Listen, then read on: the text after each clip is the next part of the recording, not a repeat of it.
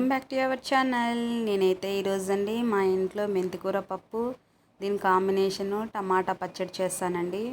చాలా ఇష్టము మా పిల్లలకి. మెంతికూర పప్పు అన్న టమాటా పచ్చడి కాంబినేషన్ అన్న సూపర్ ఉంటుంది. టమాటా కొత్తిమీర రోటి పచ్చడి అయితే రోట్లో దంచుకోవాల్సిన అవసరమే లేదు. ఇంట్లో టమాటాలు ఉంటే చాలు, అంత బాగుంటుంది.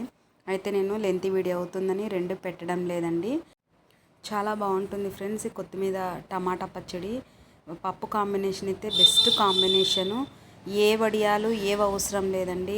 హ్యాపీగా ఈ రెండు కర్రీలతో కడుపు నిండా తృప్తిగా భోంచేయచ్చు, అంత బాగుంటుంది.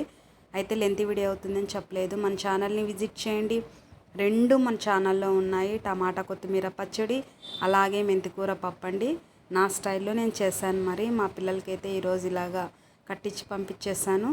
మరి మీరు కావాలంటే చూసేసేయండి. అయితే స్కిప్ చేస్తే మాత్రం ఒక దాంట్లో వేసేది ఇంకొక దాంట్లో వేస్తారండి. మరి నన్ను తిట్టుకోకండి. ఇలా హ్యాపీగా చూసేసుకొని మీకు నచ్చిన వాటిని చేసుకోనండి. మరి మీకు ఈ వీడియో నచ్చినట్లయితే లైక్ చేయండి, షేర్ చేయండి, సపోర్ట్ చేసేయండి ఫ్రెండ్స్.